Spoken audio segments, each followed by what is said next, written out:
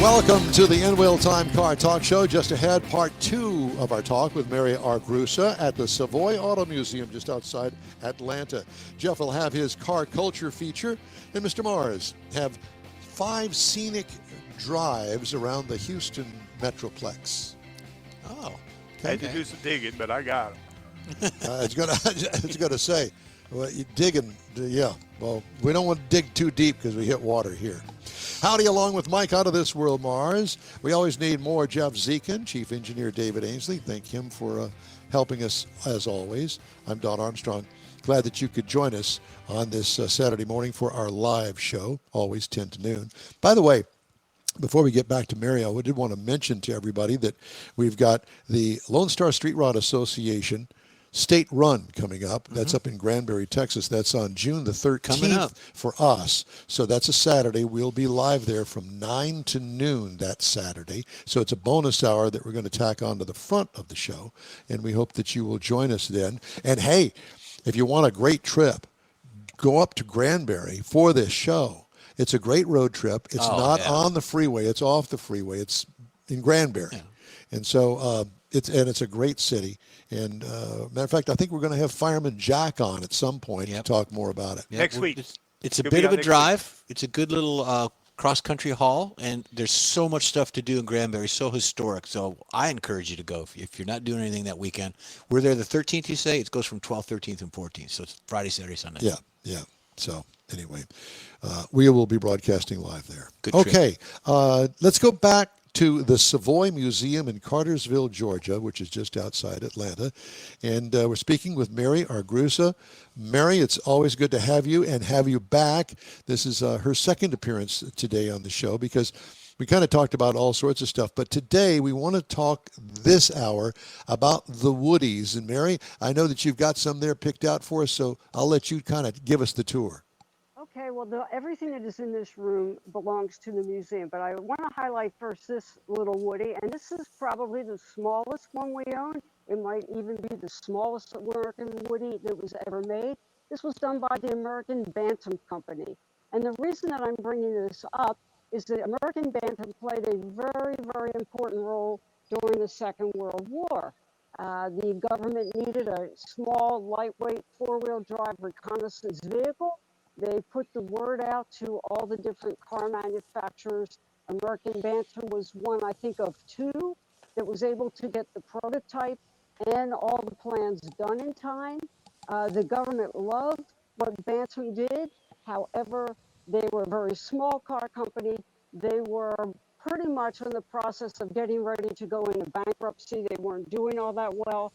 And so the government just sort of borrowed, so we say, the plans, gave them to Ford and Willis, and that's where we got the Jeep, the general purpose vehicle. Now, Willis for the longest time talked about that they were the creator of the Jeep, but in 1955, the Federal Communications Commission came back and said, no, that goes to American Bantam. So if you go up to Butler, Pennsylvania, where the Bantam factory was, there is a plaque on the side of the road where the old factory was located, and it says that, no, it was American Bantam that was the creator of the Jeep. So This is one of the 2 Bantams that we own. We also have like a little coupe, but it's a tiny, tiny, tiny little Woody, but really a cool little car. It's a Mary-sized car, we like to say. I mean, I would fit in this thing very, very well. Beautiful. And then go ahead. No, you're okay. Okay, and then right across from it is a name that a lot of times when we think of cars, we think of Chrysler and Chevrolet, Ford. But do you ever think of a Nash Woody? Well, this is a Nash Woody. This is one of ours. This also recently just came back from full restoration. Mostly just the outside. It was repainted. All the wood was refinished. Wayne Carini was here about 2 weeks ago, and one of the comments he made is that the patina of the wood is period correct. It's not super shiny. It's almost like a satin finish, but the gentleman who did this, it took him about 2 years. They took all the wood off the body. They completely repainted it. You'll notice that there are screen windows here. That's because you could go camping in this car. And I'll see if I can get it because in the back window, there was a mattress that came with this. And Oh so my God. you could put the back seat down, roll the mattress, and then your feet actually went into the trunk. You could And you fly. know, Mary, it worked wonders at the drive-in movie. I can remember that. Well, when I do the tour, I tell people, there was a song about, mothers don't let your sons grow up to be cowboys. And Yeah. I said, maybe it could have been mothers don't let your daughters date guys that drive Nashes. I mean, what could go wrong? But this is very unusual. You don't hear a lot about Nash, but this is just a beautiful, beautiful car. And Well, I heard about Nash Kelvinator because remember they bought the refrigerator company. You might yes, they remember. did. Yes, they Yes. did. And so it's a really, really beautiful car. The guy did a gorgeous restoration. But again, it was 2 years worth of work to get it done, but well worth all the time that it took. Give you an idea a little bit about what the inside of the car looks like. It's Now, just, have you ever driven any of these cars that are in the museum? I'll show you one right here that I have, and it's this nice Model A. A Model A. This is it. This is Model A Woody, and I drove this. We had a, I have sort of a reputation around here in terms of like when we have a donor night and you let Mary drive the donors. Mary has a lead foot. Yes, I have driven this car, and this is the oldest car that I've ever driven, and it was the first time that I ever drove a Woody. I would get it up to third gear, and they said get in the third gear and stay in there. Only because they really just didn't want a lot of Mary, wear and Mary, tear. did somebody teach you how to advance the spark up on the steering column? No, the guys would start the car for me, and I wasn't going more than 30 miles an hour. Oh, okay. And so we did, because of where we were, it was it's on the driveway here, so you couldn't really speed. And in this car, it would just rattle, and it always seemed to me like it was going to fall apart. I never knew that Model A offered a Woody. Yeah. This would be this would have been what you would have called a depot hack. And so the idea was the train station was out of town, and so you would have the stations like hotels or things like that. They would send this out to pick you up Yeah. because Courtesy shuttle. Right. yeah, and so it's like a courtesy shuttle. But yeah, this is the 1930 Model A, beautifully, beautifully restored. And I mean, it was fun to drive. It's just that, boy, there's a wood creak. And I wasn't used to that. And at times I'd be driving and going like, is this thing going to fall apart on me? Of course, it didn't, but I just had never done it before. So yes, I have driven this one. It was a lot of fun. I had a great time. It was a blast. But I do want to show you something. Early air conditioning. Now this is a Ford Country Squire. All And right. I tell people on the tour, if you happen to be standing on the curb and the driver came up and did not see you, you could get a pretty good sizable headache when you got hit with this. So this is an air conditioner, and the air you would fill this with water, air would come in, and while you were driving, because of the air coming in here, it would blow cool air into your car. And it actually would drop the temperature maybe about 20 degrees. Of course, the moment you stopped moving, all of a sudden now you're getting all this condensation in the car. So there was a downside that you'd have to open up your windows. But this was also the era when first the station wagon was now becoming a very popular car for people after the Second World War with large families. You can throw the kids in the back seat. You can throw them even behind the back seat. This actually has two back seats. So, and also the wood on here, it's not like the original Woodies where it was, all wood and you had to maintain it every 2 years. This is now when they're transitioning into also starting to bring in synthetics. And so now it's becoming very affordable. So the station wagon that really started out as a commercial vehicle is now the vehicle for moving your family around and becomes very, very practical after the 50s. So this is our Country Squire. And for our littlest Woody here, we have the golf cart. And we thought, oh, why not bring it in? Because it's a cool little thing. It is a Woody. Of course, it is synthetic. And we thought, nice little joke. Well, So all I can think of, Mary, is that they surely would let you drive that. well, they probably would. I just never had the opportunity to. I see. But we Okay. tell people, when you had a Woody, Packard advised that you would sand and varnish that every 2 years. Now, you didn't Ugh. do it, your hired help did it. If you could afford a Packard, you weren't going to do it. Now, this is a Packard, this is a barn find. Now, just let you see, this is what happens when you don't sand and varnish it. Look at the quality of the wood. Now, fortunately, this was in a barn. It wasn't out in the element, but you can see, unless you're keeping on top of the wood, now you're going to wind up with problems in it. But this is all the original paint, all the original wood. We even have, if I can show you, the original golf clubs and the suitcase that came with the car. Nice. Gimlets. Yeah. And then, just something a little bit on the cute side, we have our little Crosley. Now, this would be a tin Woody. This has the engine's about the size of your riding lawnmower. And we like to tell people that the propeller on the front, that's passing gear. But, Passing gear. and these were very popular immediately after the war because they got great gas mileage.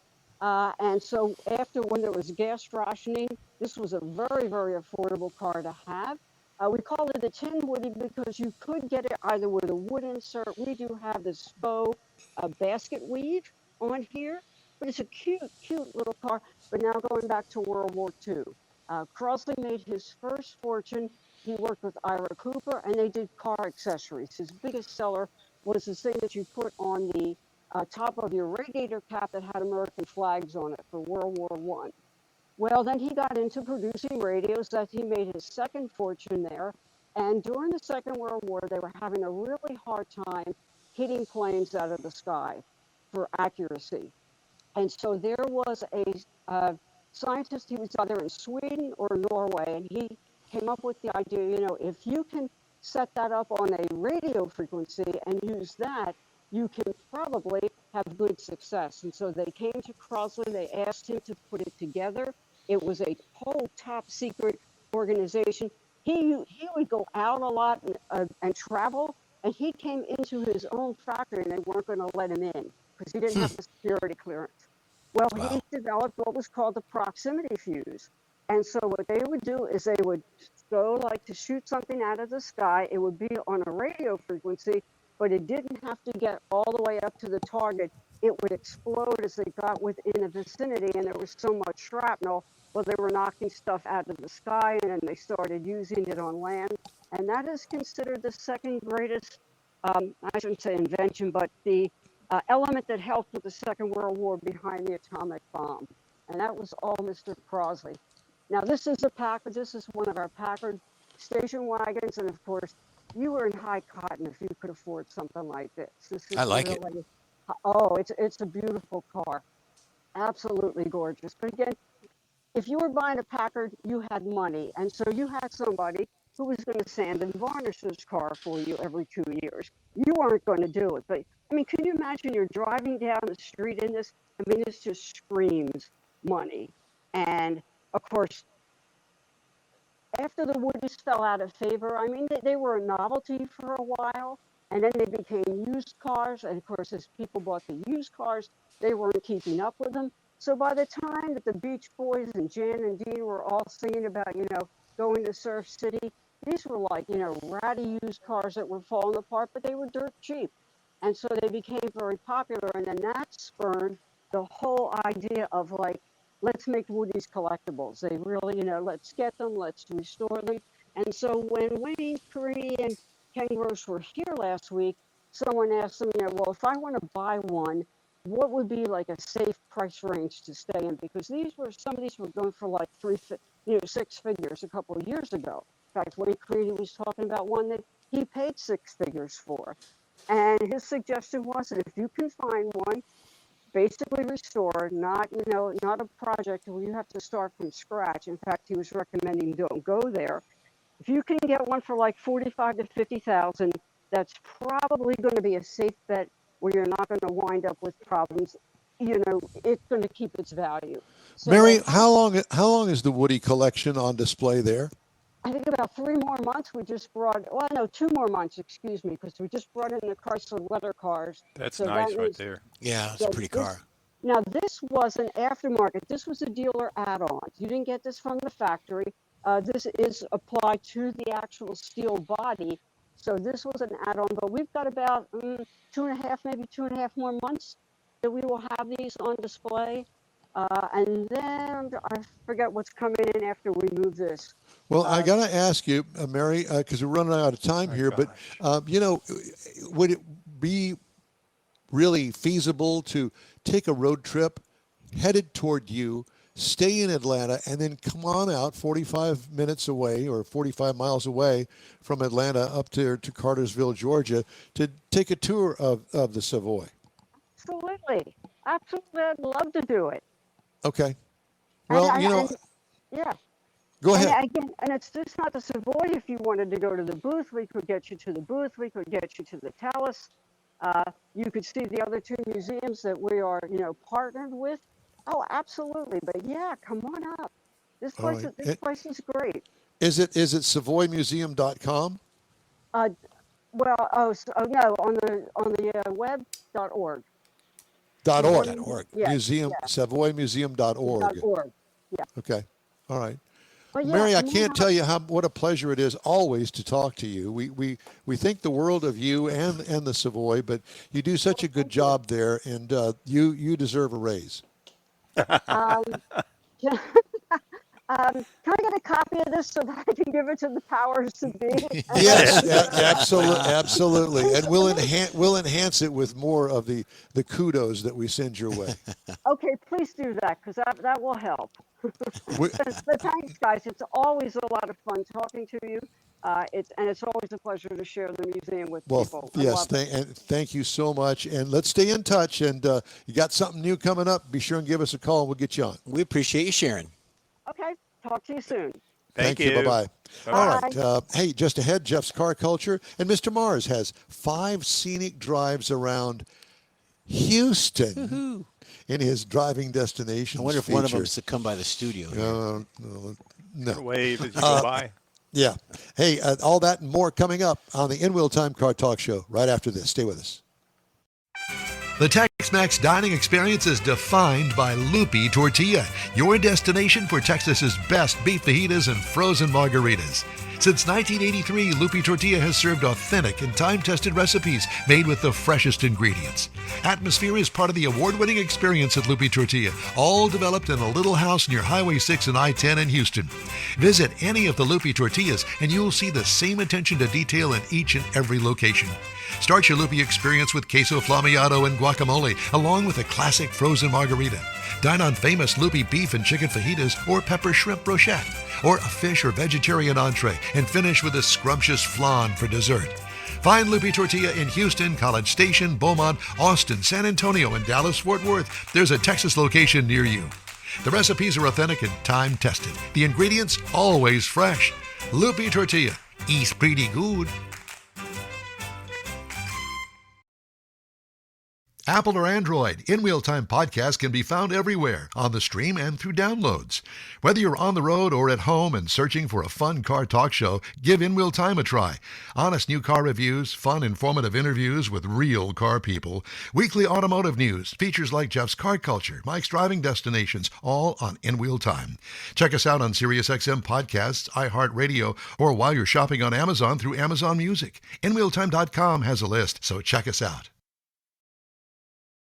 Join us 10 to noon Central Time every Saturday for our live show. We talk about all things automotive. We hope you'll get a whiff, and we thank you for being with us today. Time now for Jeff's Car Culture, the Immortality in Silver, the Borg-Warner Trophy. The Borg-Warner Trophy, and it's been an awesome thing to look at. So here we go. The trophy, which has been presented in the winner's circle after every race since 1936, is very large. It's multi-tiered, and which bears the high-relief sculpture and likeness of each driver that has won the race since its inception in 1911. Inscribed are the winner's name, the year of the victory, and the average speed. The information is alternated with the faces in a checkerboard pattern evoking a checkered flag. Including on the base is a gold likeness of Tony Holman, which is the owner of the Indianapolis Speedway from 1945 to 1977. Made of sterling silver, Mike, this trophy is just under 5 feet 4 inches tall and weighs 153 pounds. The trophy itself is hollow, and the dome-shaped top is removable. And there's a bunch of stories about kids in the trophy before that, so look online for that. From 1936 to 1985... I bet you somebody's put their weed in that. No, they've been drinking out of it. It's like the Stanley Cup thing, but that's another story for another day. Okay, but the trophy itself, trophy itself, hollow dome shape for 1936. Okay, we said that. On the top of the trophy is an unclothed man waving a checkered flag because this man is depicted naked after the traditional depiction of athletes in the Greek times and the Greek art. The trophy is most often photographed at an angle so that the man's arm blocks the view of the figure's genitalia. Does he have that? Genitalia. He's got that. Got it. Yeah. Oh my God. Okay. I had no clue. Well, there goes the Wienermobile. There you go. This is not a stick and ball sport. A base was added in 1986 to accommodate more winners, similar to what has been done on the Stanley Cup. In 1991, the trophy went through a thorough restoration in 2004. The first base was removed and replaced with a new, larger base to accommodate more winners, because obviously you're going to run out of space. Enough space is currently available on the trophy to hold winners through 2033. The actual perpetual trophy, or the trophy itself, is not given to the winner. It remains at the Indianapolis Motor Speedway in the museum. The winning drivers since 1988 have been presented with an 18-inch tall freestanding replica of the trophy, sitting on a beveled square base. Now, on the base, there's actually the image of the driver itself. Officially titled the Indianapolis 500 Champions Trophy, it has been affectionately nicknamed the Baby Borg. The Baby Borg is typically presented the following January at the Speedway reception or sometimes at the North American International Auto Show in Detroit, near the sponsor Borg Warner's headquarters. So Borg Warner's headquarters in Are Detroit. they still in business? I believe so. Wow. When the winners began to be added annually after 1936, most of the 1970 drivers were depicted wearing open-face helmets. Floyd Davis, who co-won in the 1941 race with Maury Rose, was depicted without a helmet, while Rose was depicted with one. By 1946, most were shown without their goggles. Now, the Borg Warner Indianapolis Trophy winner awarded to Ray Keach in 1929, and that's what the first one looked like. So there you go. Wow, that's what the first one looked like? Yep. Doesn't look like anything that That's we the one see today. Yep. Well, and there's no Is flag. the man naked with a female there? I don't know. He's what's got his going hand on. back there on her derriere. It could be a Hyundai trophy. You never know. Oh, that's... And there we have it. That's We're the going to first move one on. since We're going to move 1929. on before it goes. All right, time now for driving destinations. Mr. Mars has 5 scenic cruises around we at, Houston. Mike? We didn't know there was one, but I guess we're going to find out. I got it, Jeff. So You got it? there's Okay. 5 places, when we talk about trying to go around Houston and the Houston area. Now, the Houston area is a pretty big place. And so 5 of them were kind of hard to find, but we found them. So one of them is the Blue Water Highway Coastal Drive. Now, this runs close to Houston. You go down towards Galveston, and it runs between Galveston and Surfside Beach, actually along the coast. Mm-hmm. Now, you see the beaches, you see the marshes, you see a lot of fishing communities. And so you get a lot of wide open views along the coast like you would expect to see. Now, of course, you can get up and go early morning and catch the sunrise or stay late and catch the sunset. So it's pretty nice, relaxing escape drive. Even City Hall here, depicted here, is on pilings and stuff. The pier in Galveston where you can go and play and have lots of fun with the kids. Yep. Now, the other thing that we wanted to talk about is FM 149 that goes up through Sam Houston National Forest. Now, it's kind of a drive. It goes in between the trees. There's actually 3 counties that this route goes across. And so you go up through New Waverly, and you go up through Montgomery in the spring and fall. You're going to get all the colorful leaves in the spring, and the weather changes, and you're going to get the wildlife sightings that are year-round. You're going to see small animals, and you're not going to see a whole lot of city traffic because a lot of people that go out on these back roads, they don't want to see that, and so you're looking for fresh air and getting away from the traffic. The other one that a lot of people are a little more familiar with is the Bolivar Peninsula Ferry Route. Now, this is a drive across the Bolivar Peninsula. So you can start either on Galveston or you can start up towards Beaumont or actually High Island. And you get on the ferry. It's a free ferry ride that goes across from Port Bolivar to Galveston or vice versa. And if you're starting in Galveston, you get on the ferry, you go across. It's about a 30-minute ride. You can see dolphins depending on the weather. You see the bay. Sometimes you get caught out there waiting on a ship to go up the ship channel into the port of Houston. But once you get over on the Bolivar Peninsula, you've got a lot of scenic area there. You've got a fort that was goes all the way back to World War I, part of the fortification there when they thought we were going to get invaded. And you can tour that, but you can also go up a little bit further. You can actually drive on this beach. It's considered Highway 1. There are road restrictions. There's a speed limit and everything else, but you can drive on it. Just be careful of the soft sand and don't get stuck. Then whenever you go from there, you go on up to the Texas Independence Trail towards Washington on the Brazos. Now, this is one of 6 trails that are actually built that was created not only declared because of the independence of Texas independence in 1836, but because of the World's Fair in '68, the Heritage Society built these different trails that kind of came into the World's Fair, and now they've kept them up. And so this kind of goes up through the farmlands. You got Bluebonnet Fields in Spring, and you go up through Brenham and Chapel Hill, the historic homes, antique shops. So a lot of things to go up and see up there through the springtime part of the seasons. Now from there, you can actually take the San Jacinto River and Lake Houston loop. Now, a lot of people in Houston are going to be a little more familiar with this. I was aware of Lake Houston, and I've crossed that bridge. It goes across it several times. But I wasn't aware of exactly how big it is. We kind of got it depicted here. So if you're going to try and go running through this, you're going to cross over the San Jacinto River that feeds down from Conroe, and you're going to pass through Humble, Hoffman, Crosby. You got lots of water views, lots of little towns, and it's a pretty big drive to go all the way around this lake, and it's pretty scenic. But it's right outside of Houston, so yes, that's it is. 5 places that you can go and take you a nice scenic drive without having Very to go cool. spend half a day to get there. So what are you going to do next weekend to top this? I'm. Work on it. You've been He's to thinking on it. Speakeasy lately? Thinking of it. He's trying to put you on a spot, Mike. Well, I Go know on, he man. is, but I've got one for the speakeasies. I was saving for a little bit Why? longer. Why would you save that? Well, don't summer's tease us with coming, that. trying to get some of the family things in that the family and stuff could do, because you're not going to take the kids to the speakeasy very many times Au contraire. before you lose custody. There's that.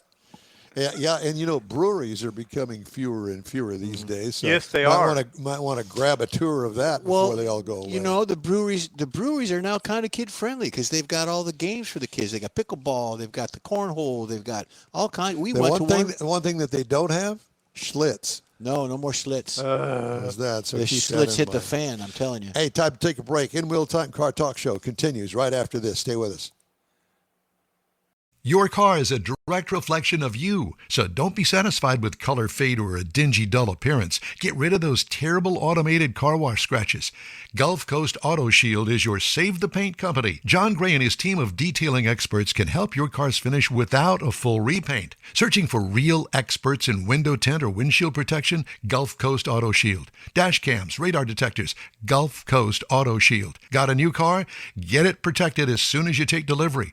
If you don't know which of the multitude of protection products to go with, John Gray will give you an honest opinion and won't sell you something you don't need. John will help you understand the many options and pricing right on the spot. He's your guy to have your ride looking its best and protected too. See the state-of-the-art shop yourself. Free tours anytime. Gulf Coast Auto Shield is easy to get to, located just south of the Southwest Freeway on the Sam Houston Parkway. Gulf Coast Auto Shield, full-service luxury car care today and online at gcautoshield.com.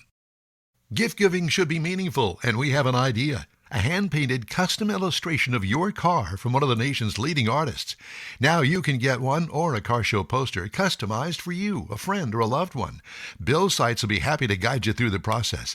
No matter what the day, birthday, anniversary, or any day, an Autographics custom illustration adds an extra touch of class to any home. Call Bill today, 832-922-0963. That's 832-922-0963.